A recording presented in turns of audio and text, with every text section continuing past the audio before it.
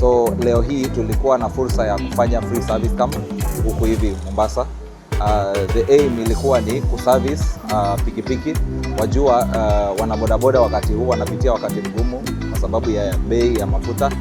So tukaangalia tukaona ni vizuri pia we give back to the community in terms of kuwafanyia service, kuwabadilishia oil for free.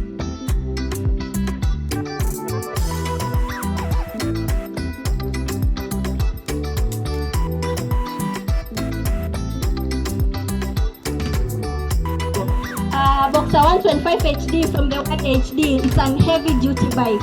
Inamaanisha inaweza beba mzigo mzito, hata unaweza beba watu wazito kama mimi.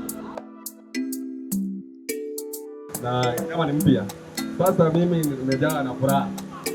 Nashukuru bajaji kwa ajili ya kukumbuka, ni miaka nyingi sana sijawahi kukumbuka namna hii, lakini nimetangaza siku ya leo.